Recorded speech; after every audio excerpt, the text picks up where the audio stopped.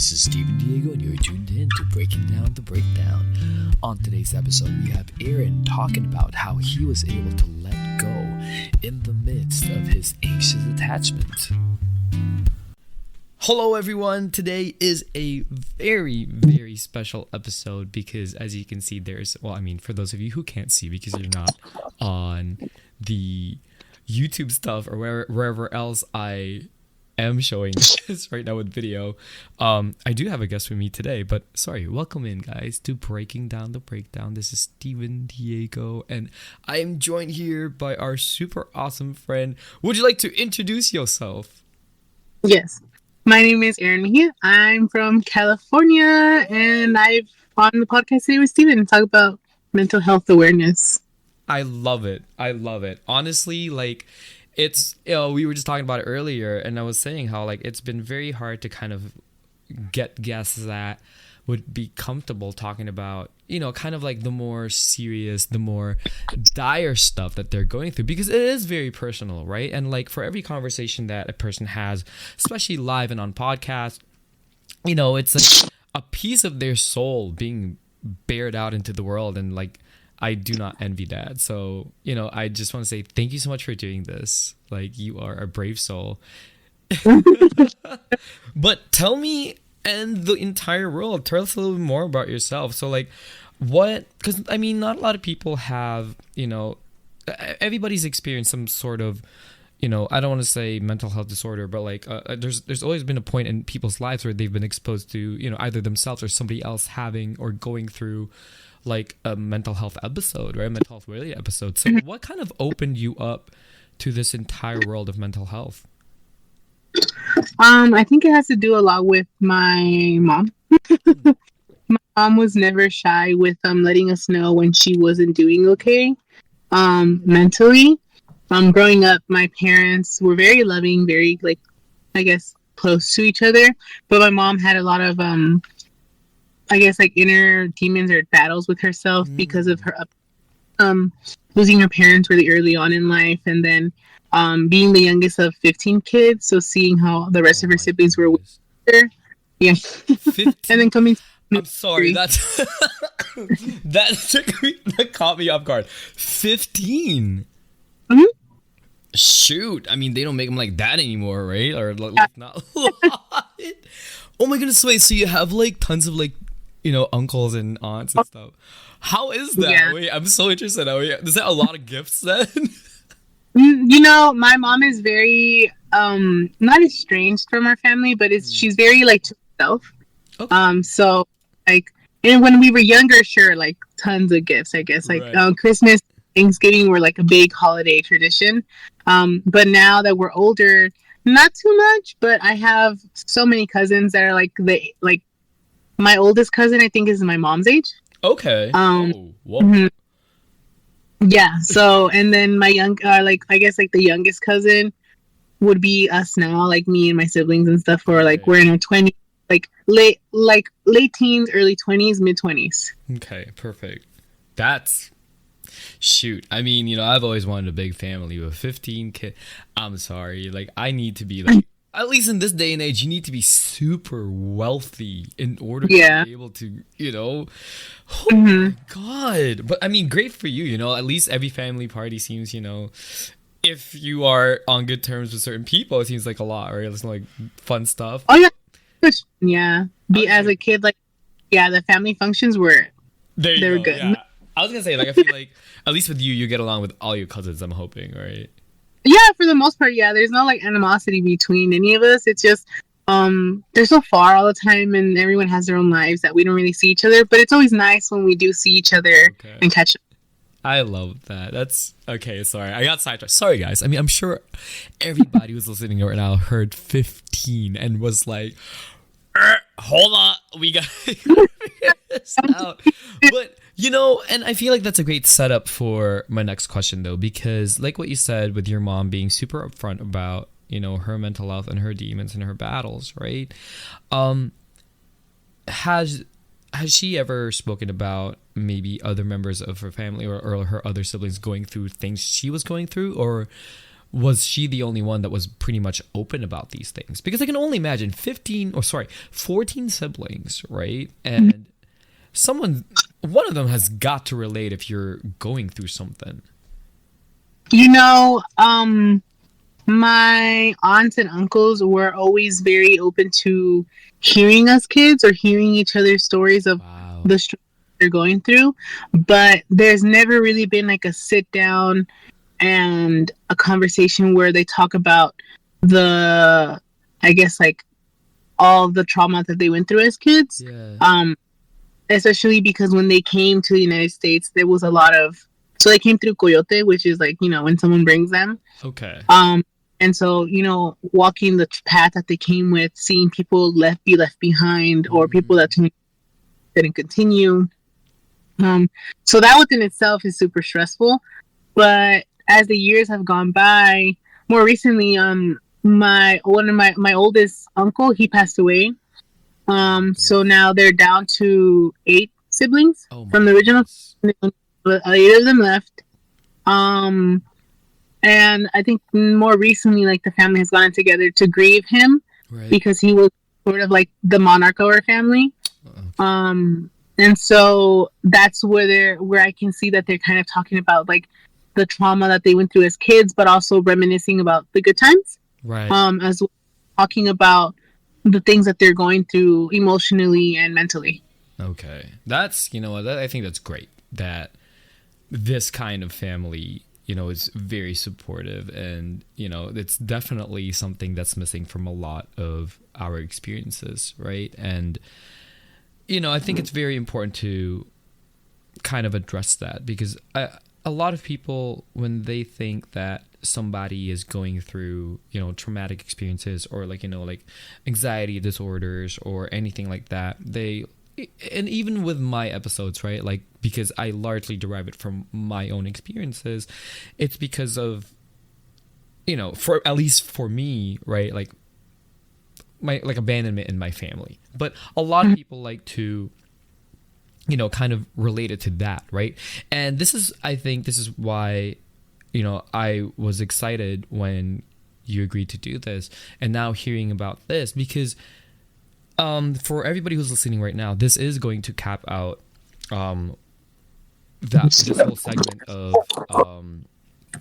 our I'm forgetting what I'm talking about. It's going to cap out the segment of the anxious attachment styles, and with Aaron agreeing to do this, would you mind telling us exactly what you, I don't want to say have, but what you're experiencing? Yeah. So, within the past few years, like I mentioned to you before, I have issues with letting go of like relationships, that being partnerships or like friendships, even when they're no longer good for me, and even settling with like parasocial relationships where it's like one-sided, where I am like not devoted, but like I am so like in love with this person that I'm willing to have like bare minimum, which is very sad. Very sad. I can relate, so very sad. But I think the first step is understanding that that's not a healthy lifestyle. That relationships should go both ways. First of all, that's always friendships or any type of relationship that you have with anyone, that being a partner or, friends from school, friends that, your neighbors, stuff like that. Any type of relationship has to go both ways. And I think for a long time, it took me a while to understand that, because I was so scared of, oh, well, if I'm not friends with them anymore, I'm not going to know what's going to happen to them. And, and like kind of like spiral and like go into this whole like ideology that like my friend's gone, but it's not the end of the world if it didn't work out. My mentality nowadays, or like I tried to maintain this mentality, is that if it didn't work out, it was not meant to be. It wasn't in the cards, and it's not like it's the end of the world. Right. But I do want to kind of say, like, and I do want to ask, having that kind of mentality, I think it's beautiful. I think it is so healthy. And I feel like for people with anxious attachment styles, like, it's something that we all want to adapt, right? But how does it feel when that does happen and you have to tell yourself that this isn't it for me? For me personally, it feels like this super like tight feeling in my chest, Right. and I feel like I'm gonna vomit. Yeah. And I feel like I'm gonna like cry at the same time, and it's like I have like a lump in my throat, and this is all happening simultaneously. Right. I have Yes. in my chest is super tight, and I feel like I want to vomit and I want to cry, and I have all these like emotions, and it's like because of like the idea that this is coming to an end or like anything like that that's coming to an end, it's super painful to try to like I guess like process that. So I think for me, like my body goes into like this sort of like I guess like fight or flight type of mode where I start to like panic. But once I've realized that it's over, okay, then it's over, then it's fine. You know, and it's not like I'm better like immediately, because it's a few days to like a few weeks where like I start feeling a little bit better. It's like, okay, well, and I'm like, well, I mean, I see, like, I want to ask because I'm not there. I'm going to be honest with you, right? When things end for me, and it's not even like, if I think about it, I've never actually ended anything in my life because I'm so afraid of letting go. That you're exactly. I'm just, but you know, and how did you get to that point? Like, what was it for you? What was the push? Because there's got to be something that made you feel like I am so done putting myself through this. I think it was when I think it came down to when I wanted to seek partners, like actual partners, right? Because you know nowadays like hookup culture is like a very big thing. Oh, okay, yeah. And you know, when I wanted to like be with someone who was like, yeah, you know, kind of like stringing me on, but all I wanted was like, you know, you know, whatever. And it's like it's more than that. I think it came down to like when I realized that this person is no longer like the idea that I have of them in my mind of like this relationship that isn't real. Right. It's never going to happen. And if I don't remove myself from the situation, I'm always going to be this person that they can come back to whenever they want like a quickie. And it's like, no, you know, you have to give yourself that value where like your time is worth it. Like you are worth the time and the commitment. So when it came to like relieving myself of those relationships with, you know, potential partners or like friends, it always came back to that I'm worth more. That I know that I'm worth more, and that it's time for me to move on from this person, because although I would want them to grow with me and walk with me in like life, either as friends or whatever, they don't want to, which is perfectly fine. They don't have to. And so it's time for me to move on. And I think when it came to that conclusion, I let go of some friends that I had been holding on to for so long. Right. I'd been told by like mutuals of mine or like friends in real life that they weren't necessarily good friends, or that this relationship with this person was never going to lead anywhere, and vice versa. Because when you're stuck in that mindset where you like hold on because you're scared of letting go because of the idea that that person isn't going to be there anymore, like terrifies you. Right. It's hard, right? But once you get to that point, you feel like that stress, like that weight on your chest, it like slowly starts to come off. Right. And when you don't feel that weight on your chest, it feels nice because it gives you space to be able to have healthy relationships with people. And this is all just based off of myself analyzing stuff that I wanted to do on my own because I wanted to better myself. I never went to therapy, which I should have gone to therapy. You're kidding me. You got all this from will and like your inner strength. Hard. It was a few years. I've been dealing with this since I was like 16. I'm 24 now. Oh my God. And it, like, you know, like a lot of things contribute to like, you know, anxiety and like really latching onto the relationships that you have, especially when you're part of the queer community. Right. So when I came out, I'm the oldest son of like, there's 4 of us in my household. I'm the oldest son, and when I came out, it was like super, super bad. Right? When did you come out? Like, how old were you? I came out to my mom when I was like 17. Okay. Oh my goodness. Okay. When my dad, I was like 20.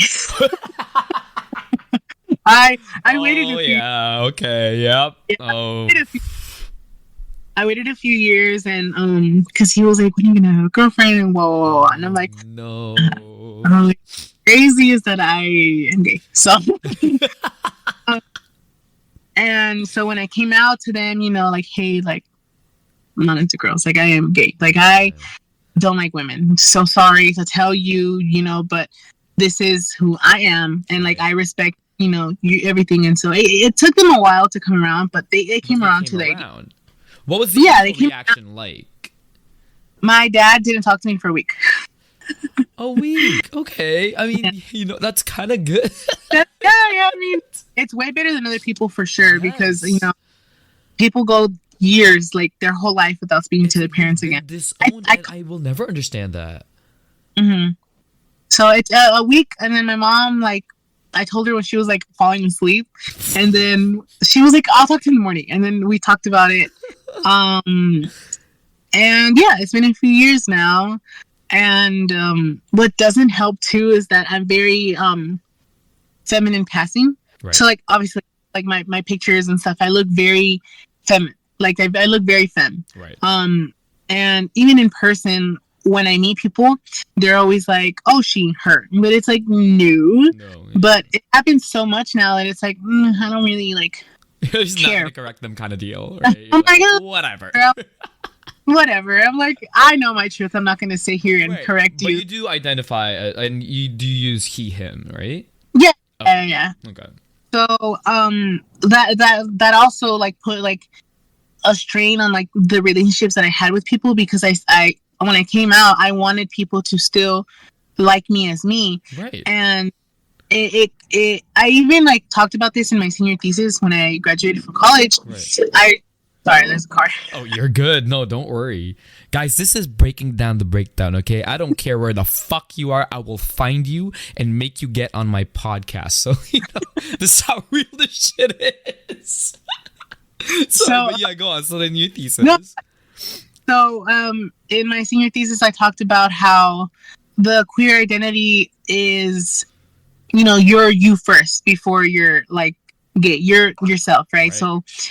And like some people obviously don't agree that it's like, well, your queer identity is a part of you. Yes, I'm not taking away from that. Mm-hmm. Your queer identity is part of who you are. That being, if it manifests itself physically, right? If you, if you identify as a man but you're very feminine passing, if you identify as a woman but you're very masculine passing, or if you're just a masculine man but you're gay, if you're a feminine woman but gay, or however it identify, or however it is that you portray yourself, or I guess like your gay identity shows itself, I'm not taking away from that. Right. In my paper, I wrote about that. A lot of people feel this weight that because you use this identity, there's a weight on your shoulder, and you kind of have to like carry that weight with you. Which, and to some part, it is true, and that causes a lot of anxiety when it comes to forming new friendships or relationships with people.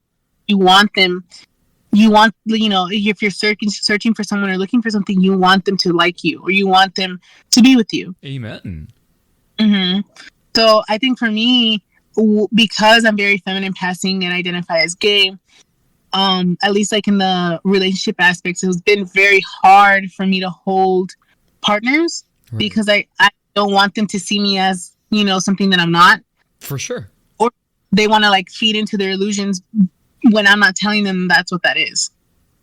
And so I think it's a lot of like self-infliction where like I feel that I'm not what they want, but because they think I am, I'm gonna allow them to keep thinking that as long as I can stay, which is totally not okay. And you see, I'm glad you brought this point up because, and it's not even just, obviously, like for you, this is that defining moment of your anxious attachments, right? But for everybody else out there who's listening right now, like I want you guys to kind of sit. I know you're probably sitting there, you're like, wait a minute, we feel weirdly affected by this, even if I don't identify as, an LGBT person? Because it's such a universal experience to feel the way that Aaron felt. And it doesn't have to be just with your gender identities. It's your identity, period. It's how you feel about yourself. And I feel like for a lot of people with anxious attachment styles, that is where it came from. It's about feeling like you're not good enough for who you are to be taken by anybody. And just to go back to you and your point, did this entire, I don't want to say episode, because I know that, like, for somebody dealing with, because do you have an anxiety disorder? I'm getting counseling for my anxiety disorder now. Okay. Hey, it's never too late, right? That's the thing. Yeah, it's never too late to seek counseling. Or if counseling doesn't work, there's medication that you can take, as long as you talk to whatever works best for you. Perfect. Right. I'm starting to take counseling for my anxiety because I still have anxiety. And I'm talking about anxiety for everything. Like, if I didn't do something at work or something went wrong, I get super anxious and I'm like, oh my God. But then it's like, it's not. Yeah. Oh my goodness. No, that is not fun. No. Horrible. Like, I'm very social, but my anxiety is always like creeping back. Oh yeah, no, that's the worst feeling. But I feel like it also helps with, like, how, because I'm very social. I'm a very social person. My sister hates that. She's like, you're so social with everyone. Like, you can become friends with anyone. I'm like, I think it's easy to talk to people and just, like, relate to them, or find common grounds with people when they're your people, like, in your community, or like people that you want to get to know. Right. So it's always nice to, like, find people that you can talk to or conversate with.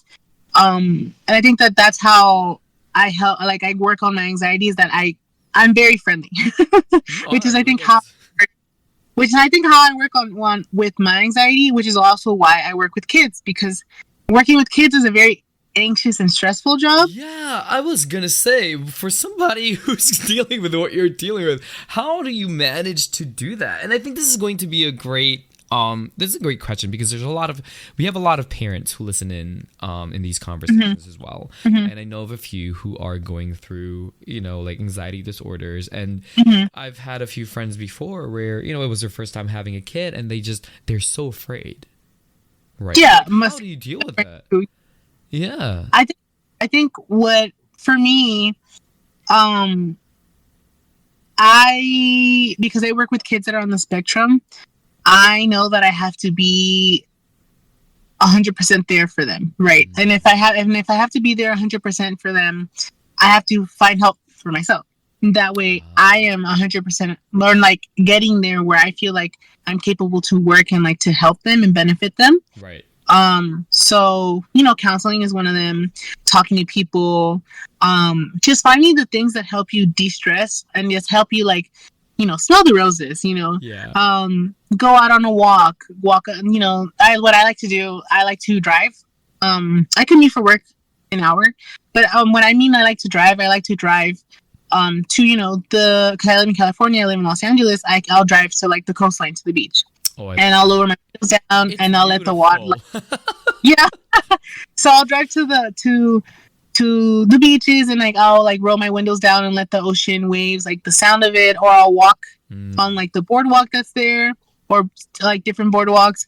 I'll go to, like, viewpoints in Los Angeles and just, like, sit down and look at the lights and just really be alone with yourself and your thoughts.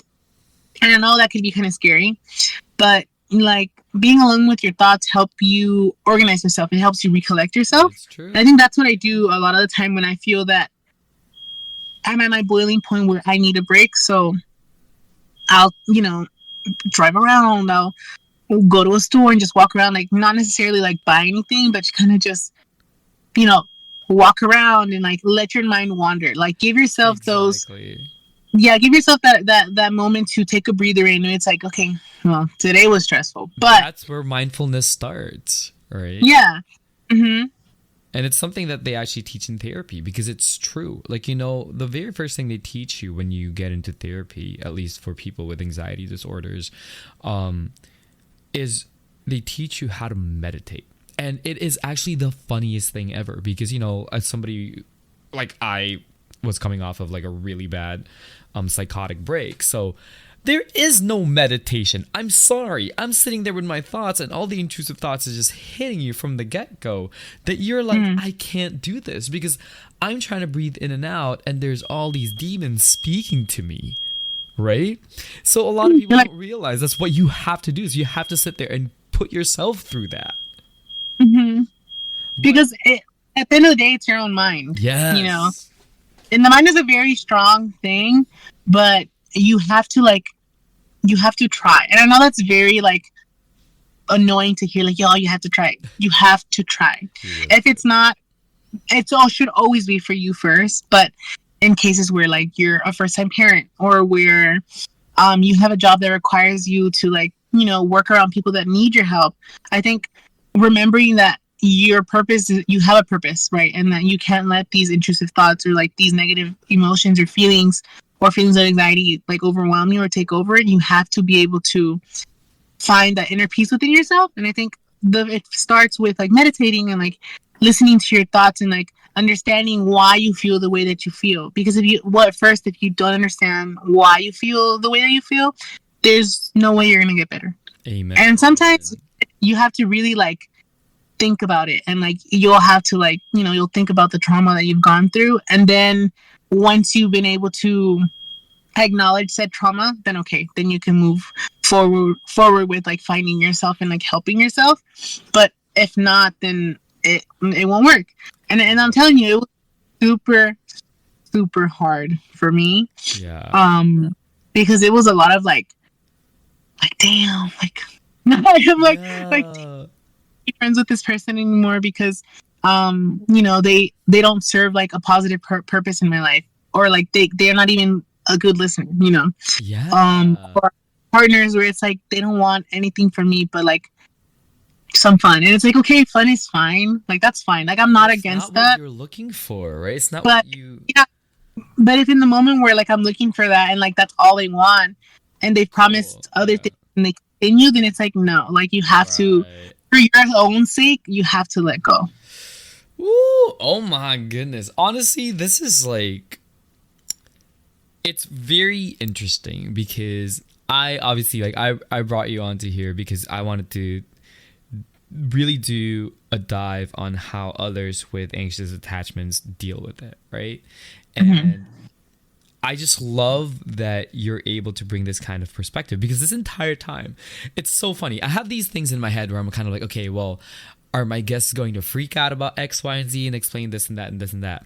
And you're sitting there and you are like, it sounds like you've been to therapy your entire life. So when you were like, I don't go to therapy, I was like, fuck you. Are you kidding me? Like, good for you.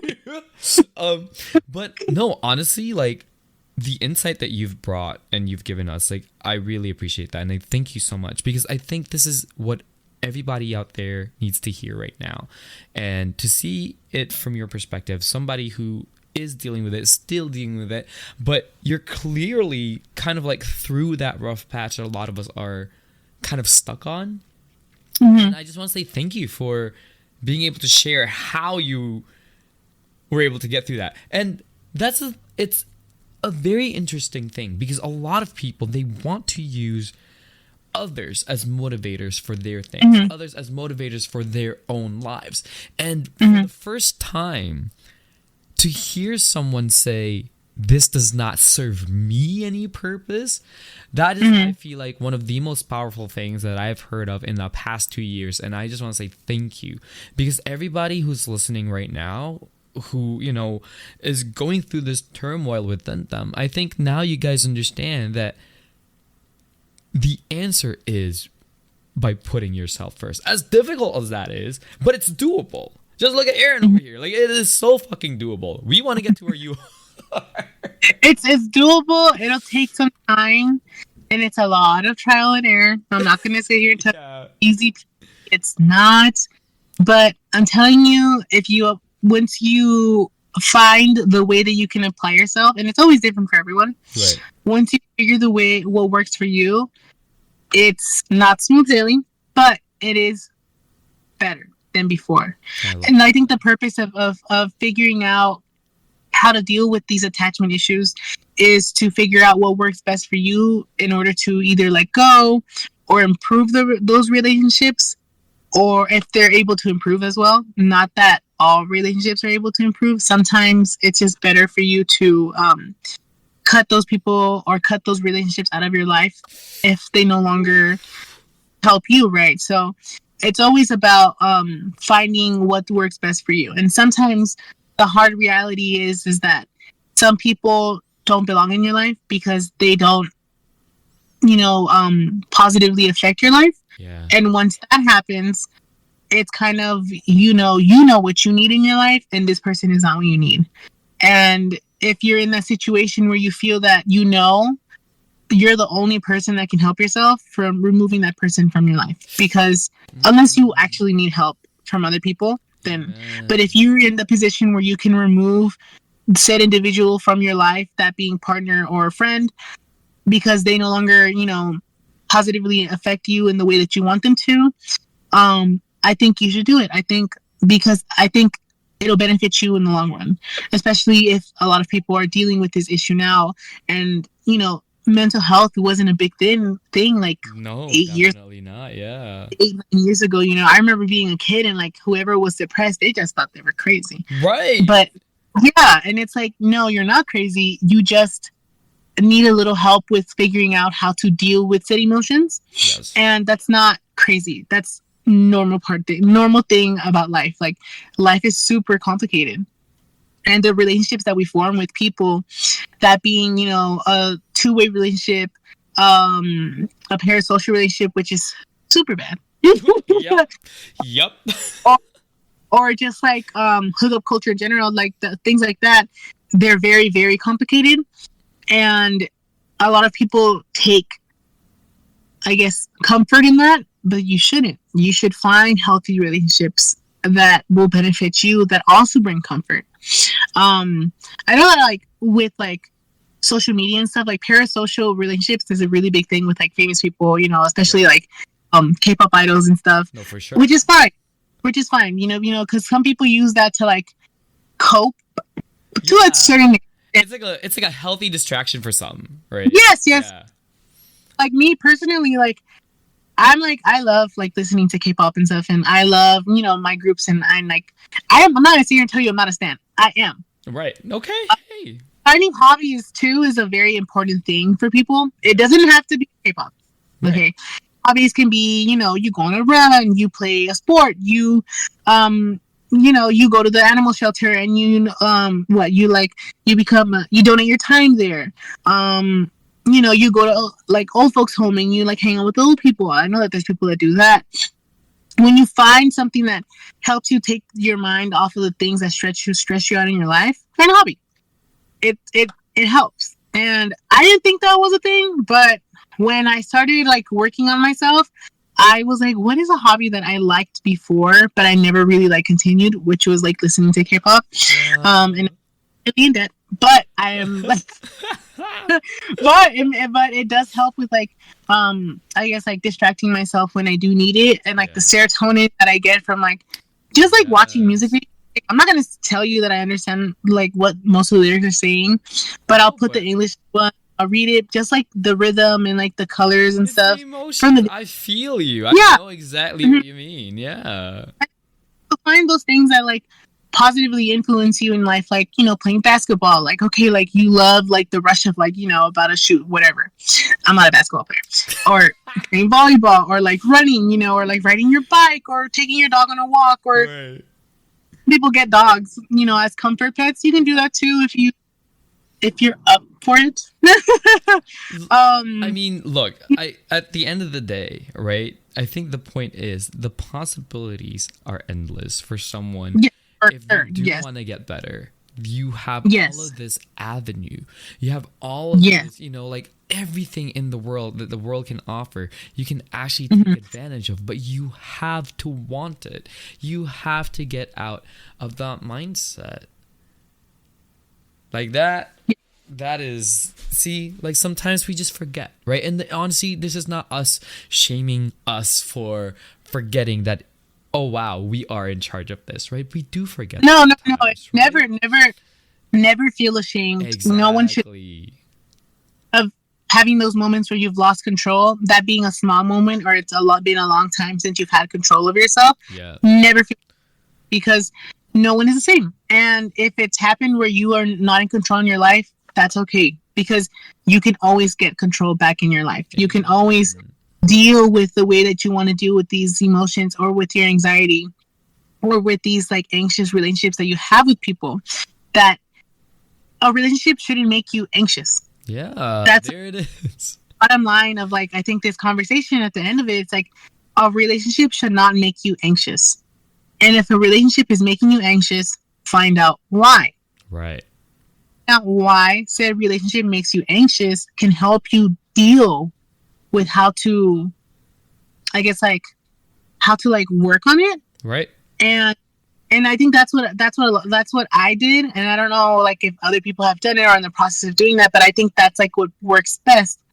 Figure out why that relationship that you're anxious about makes you anxious. If there's a way for you to, you know, talk to that person, or like talk to yourself on how to see like what to do next. Yeah. If you can save the shit, cool. If you can't, then because it no longer like serves their purpose, that's okay too. The next step is to remove yourself from that situation. Exactly. And I think it's a little bit hard for some people, but ultimately it is the best course of action if you want to get better. And unless some people say, I do want to, but it's hard. Totally get it. You don't have to like cold turkey cut someone out of your life. Right. You can just, it's a gradual thing, right? Let's, again, it's where everything falls into place, where you start getting a hobby, you start doing this, you start doing that, because you start to fall in love with every single thing that you're doing for yourself. That the people that makes you feel like you're not deserving of any of this love will slowly be fading into the background.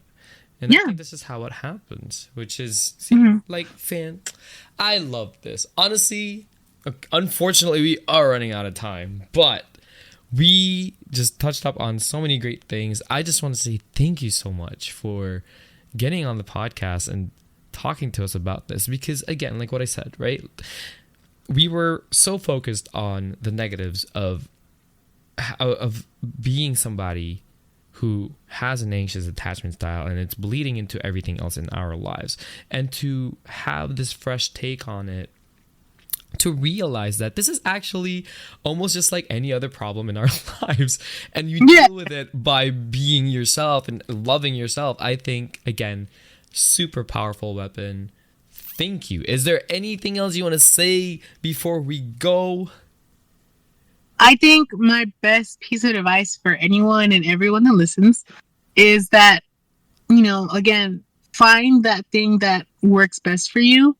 Find your comfort thing, that being a place, that being a movie, a song, an activity, or that person. Find someone that positively affects your life. Find the positive things in life.